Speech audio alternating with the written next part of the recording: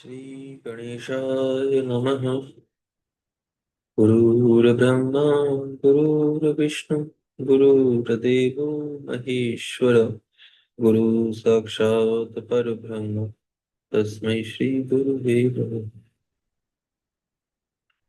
त्वमेव माता च पिता त्वमेव त्वमेव बन्धुः च सखा त्वमेव त्वमेव विद्या द्रविणं त्वमेव त्वमेव सर्वं मम देवदेव।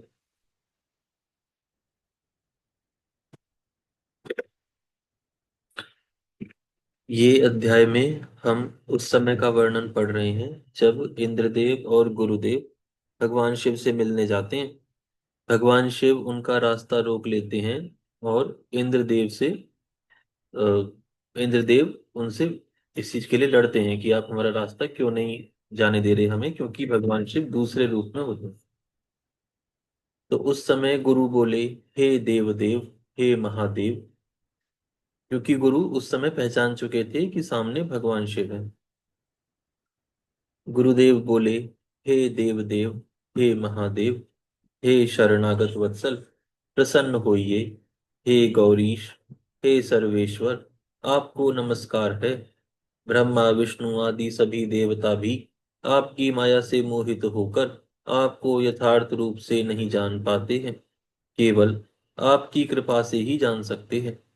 श्री नंदीश्वर बोले, बृहस्पति देव ने इस प्रकार प्रभु शिव जी की स्तुति करके इंद्रदेव को उन ईश्वर के चरणों में गिरा दिया। तदनंतर, हे तात, उदार बुद्धि वाले विद्वान देव गुरु, बृहस्पति ने हाथ जोड़कर विनम्रता से कहा। गुरु बृहस्पति बोले, हे दीननाथ, हे महादेव, मैं आपके चरणों में पड़ा हूँ। आप मेरा और इनका उद्धार कीजिए।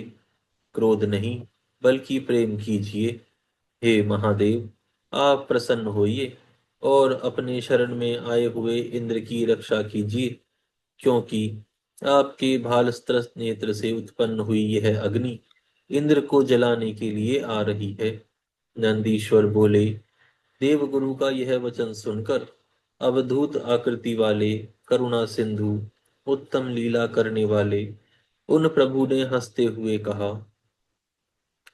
अवधूत बोले, मैं क्रोध के कारण अपने नेत्र से निकले हुए तेज को किस प्रकार धारण करूं? क्या सर्प कैंचुकी का त्याग करके उसको पुनः धारण कर सकता है?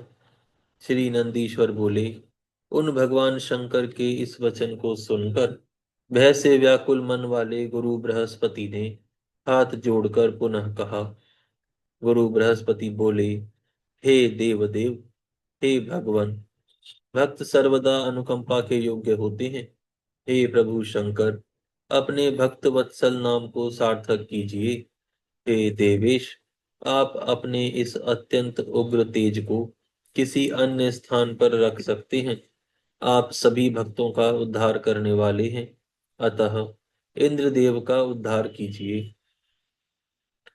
नंदीश्वर बोले, इस प्रकार गुरु बृहस्पति के कहने पर भक्त वत्सल नाम से पुकारे जाने वाले तथा भक्तों का कष्ट दूर करने वाले भगवान रुद्र ने प्रसन्न चित्त होकर देव गुरु से कहा। रुद्रदेव बोले, हे सुराचार्य, मैं आप पर प्रसन्न हूँ, इसीलिए आपको उत्तम वर देता हूँ कि इंद्र को जीवन दान देने के कारण आप लोक में जीव नाम से विख्यात होंगे। मेरे भालस्त नेत्र से जो देवताओं के लिए असह्य अग्नि उत्पन्न हुई है, उसे मैं दूर फेंक देता हूँ, जिससे कि यह इंद्र को पीड़ित ना कर सके। नंदीश्वर बोले, ऐसा कहकर शिव जी ने अपने भालस्त्र नेत्र से उत्पन्न हुई उस अद्भुत अग्नि को हाथ में लेकर लवण समुद्र में फेंक दिया। तत्पश्चात शिव जी के भाल नेत्र से उत्पन्न वह तेज जो लवण समुद्र में फेंका गया था, शीघ्र ही बालक रूप में परिणत हो गया। वही बालक समुद्र का पुत्र तथा समस्त असुरों का अधिपति होकर जलंधर नाम से विख्यात हुआ। फिर देवताओं की प्रार्थना से प्रभु शिव जी ने ही उसका वध किया। लोक कल्याणकारी शिव जी अवधूत रूप से इस प्रकार का सुंदर चरित्र कर पुनः अंतर ध्यान हो गए और सभी देवता सुखी तथा निर्भय हो गए। बृहस्पति और इंद्र भी भय मुक्त होकर अत्यंत सुखी हो गए। जिनका दर्शन करने हेतु इंद्र और बृहस्पति जा रहे थे, उनका दर्शन प्राप्त कर वे कृतार्थ हो गए और प्रसन्नता पूर्वक अपने स्थान को चले गए। हे सनत कुमार, मैंने दुष्टों को दंड देने वाले तथा परम आनंददायक परमेश्वर शिव जी के अवधूतेश्वर नामक अवतार का वर्णन आपसे कर दिया। यह आख्यान पवित्र, दिव्य, यश को बढ़ाने वाला, स्वर्ग भोग और मोक्ष को देने वाला तथा संपूर्ण मनोरथों को पूर्ण करने वाला है। जो स्थिर चित्त हो, प्रतिदिन इसे सुनता अथवा सुनाता हो, वह इस लोक में सभी सुखों को भोग कर अंत में शिव की गति को प्राप्त कर लेता है। यहाँ पर यह अध्याय पूर्ण होता है। यहाँ से 31वां अध्याय प्रारंभ होता है। इस अध्याय में शिव जी के भिक्षु वर अवतार का वर्णन किया गया है। श्री नंदीश्वर बोले, हे मुनि श्रेष्ठ, हे विप्र, अब मैं शिव जी के उस अवतार का वर्णन करूंगा जिसे किसी नारी के संदेह का निवारण करने के लिए उन्होंने अपने भक्त पर दया करके ग्रहण किया था। उसे आप सुनिए। विदर्भ नगर में धर्मात्मा, सत्यशील तथा शिव भक्तों से प्रेम करने वाले सत्यरथ नामक एक राजा थे। वे, हे मुनि, धर्म पूर्वक पृथ्वी का पालन करते एवं शिव धर्म से सुख पूर्वक निवास करते हुए उन राजा का बहुत समय बीत गया। किसी समय उनके नगर को अवरुद्ध करने वाले बहुत सी सेना से युक्त तथा बल से उन्मत्त शाल्व संज्ञक क्षत्रिय वीरों के साथ उस राजा का घोर युद्ध हुआ। उन शाल्व वीरों के साथ भयानक युद्ध करके नष्ट हुए पराक्रम वाले वह विदर्भ राजा देव योग से उनके द्वारा मार दिए गए। शाल्वों के द्वारा रणभूमि में उन राजा के मारे जाने पर उनके बचे हुए सैनिक भय से व्याकुल होकर मंत्रियों के साथ भाग गए। हे मुने, उसके बाद उस राजा की गर्भवती रानी शत्रुओं के द्वारा घिरी होने पर भी रात्रि के समय बड़े यत्न से नगर से बाहर चली गई। शोक से संतप्त वह रानी राजधानी से निकलकर भगवान शिव के चरण कमलों का ध्यान करती हुई पूर्व दिशा की ओर बहुत दूर चली गई। इस प्रकार शिव जी की दया से सुरक्षित हुई वह रानी नगर से बहुत दूर जा पहुंची और उन्होंने प्रातः काल के समय वहां पर एक स्वच्छ सरोवर देखा। वहां आकर राजा की उस सुकुमार पत्नी ने शोक से व्याकुल हो विश्राम के लिए उस सरोवर के तट पर एक छायादार वृक्ष का आश्रय लिया। वहां पर रानी ने देववश शुभ ग्रहों से युक्त मुहूर्त में सर्व लक्षण संपन्न दिव्य पुत्र को जन्म दिया। उसी समय भाग्यवश प्यास से व्याकुल हुई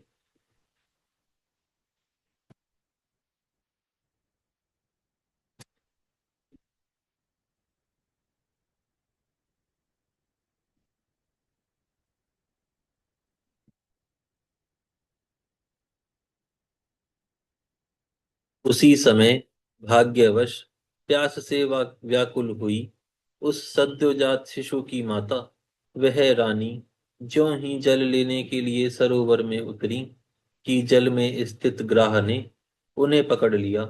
भूख एवं प्यास से अत्यधिक व्याकुल तथा पिता एवं माता से रहित वह नवजात बालक सरोवर के किनारे रोने लगा। हे मुने, उत्पन्न होते ही भूख प्यास से व्याकुल हो रोते हुए उस नवजात शिशु पर सर्वांतयामी तथा सर्वरक्षक वे महेश्वर दयार्द हो उठे। उसी समय कष्ट दूर करने वाले भगवान के द्वारा मन से प्रेरित की गई एक भिखारिन वहां अकस्मात आ पहुंची। अपने 1 वर्ष के पुत्र को लिए हुए उस विधवा ने उस रोते हुए अनाथ बच्चे को वहां देखा। हे मुने, उस बालक को निर्जन वन में देखकर वह ब्राह्मणी अत्यंत आश्चर्यचकित हो अपने हृदय में बहुत विचार करने लगी। अहो, मैंने इस समय बहुत बड़ा आश्चर्य देखा, जो असंभव एवं मन तथा वाणी से सर्वथा अकथनीय है। तेजस्वियों में श्रेष्ठ उस बालक का अभी तक नालच्छेदन नहीं हुआ है, और यह मात्र विहीन हो रोता हुआ अकेले ही पृथ्वी पर लेटा हुआ है। यहाँ तो इसकी सहायता करने वाले इसके माता पिता आदि कोई नहीं है। इसमें क्या कारण हो सकता है? अहो, देव बल बड़ा प्रबल है। यह न जाने किसका पुत्र है, इसे जानने वाला भी यहाँ कोई नहीं है, जिससे इसके जन्म के विषय में मैं पूछूं। मुझे तो इस पर बहुत ही दया आ रही है। मैं अब इस बालक का अपने औरस पुत्र की भांति पालन करना चाहती हूँ, परंतु इसके कुल और जन्म आदि का ज्ञान न होने से इसे छूने का साहस नहीं होता। नंदीश्वर बोले, जब वह श्रेष्ठ ब्राह्मणी अपने मन में इस प्रकार का विचार कर रही थी, उसी समय भक्त वत्सल शिव जी ने बड़ी दया की। सदैव महान लीलाएं करने वाले, स्वयं उपाधि रहित तथा भक्तों को हर प्रकार का सुख देने वाले उन महेश्वर ने उस समय भिक्षुक का रूप धारण कर लिया। भिक्षुक रूपधारी वे परमेश्वर वहां सहसा आए, जहां उस बालक के विषय में जानने की इच्छा वाली संदेहग्रस्त ब्राह्मणी विद्यमान थी।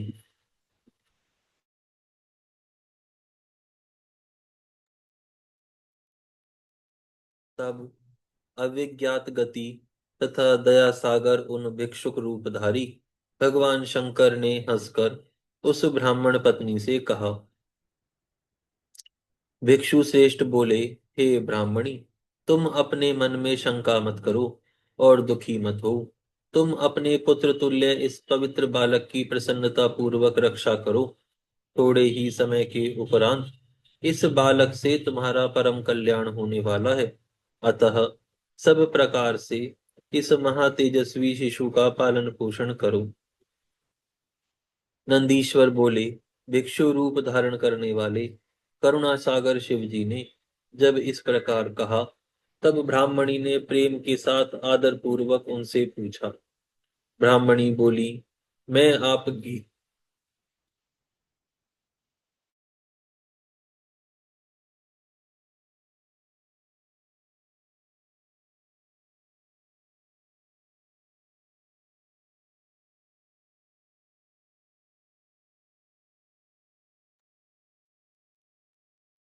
ब्राह्मणी बोली, मैं आपकी आज्ञा से अपने पुत्र के समान इस बालक की रक्षा करूंगी तथा भरण पोषण करूंगी, इसमें संदेह नहीं है। आप मेरे भाग्य से ही यहाँ पधारे हैं, फिर भी मैं आपसे सत्य सत्य विशेष रूप से जानना चाहती हूँ कि यह कौन है, यह किसका पुत्र है, और यहाँ आए हुए आप कौन हैं? हे भिक्षुवर, हे प्रभु, मुझे बारंबार ऐसा ज्ञात हो रहा है कि आप दया सागर भगवान शिव हैं, और यह शिशु पूर्व जन्म में आपका भक्त था। किसी कर्म के दोष से यह इस अवस्था को प्राप्त हुआ है। उसे भोग कर आपकी कृपा से यह पुनः परम कल्याण को प्राप्त होगा।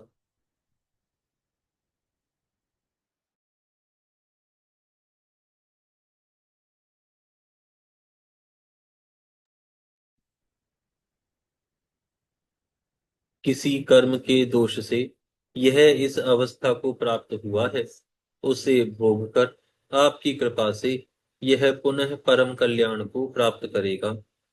आपकी माया से मोहित हुई मैं अपना मार्ग भूलकर इधर आ गई, जिससे ज्ञात होता है कि इसके पालन करने के लिए आपने ही मुझे यहाँ भेजा है।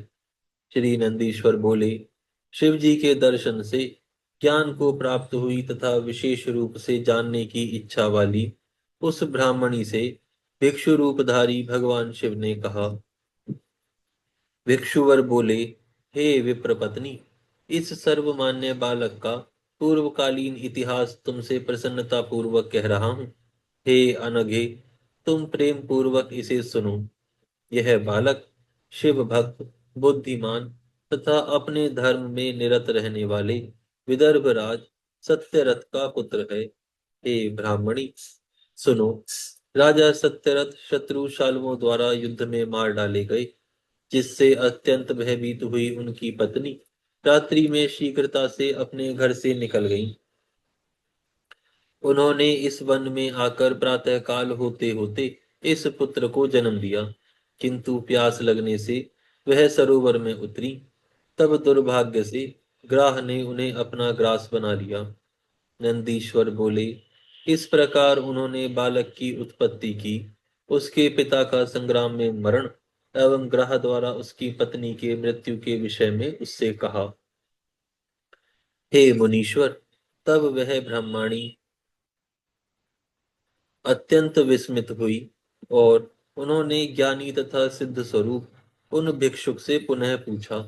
ब्राह्मणी बोली, हे भिक्षु, इस राजपुत्र का श्रेष्ठ पिता उत्तमोत्तम भोग करते हुए भी इन शूद्र शालवों के द्वारा किस प्रकार मारा गया, और ग्रहा ने इस शिशु की माता को शीघ्र क्यों ग्रास बना लिया, जिसके कारण यह जन्म से अनाथ एवं बंधु रहित हो गया।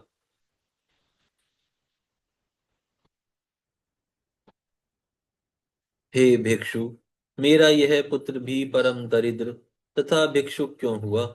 किस उपाय से मेरे ये दोनों पुत्र सुखी होंगे, यह बताइए। नंदीश्वर बोले, उस ब्रह्माणी का यह वचन सुनकर भिक्षु रूपधारी उन परमेश्वर ने प्रसन्न चित्त होकर हंसते हुए उससे कहा। आज यहाँ विराम करते हैं हम, फिर कल से प्रारंभ करेंगे। हे गौ माता, आप सभी देवताओं की माता, सभी तीर्थों का तीर्थ, पुण्यों का पुण्य है। हम सभी आपको दंडवत प्रणाम करते हैं। आपकी सदा ही जय हो। आपकी कृपा सदैव हम सभी पर बनी रहे।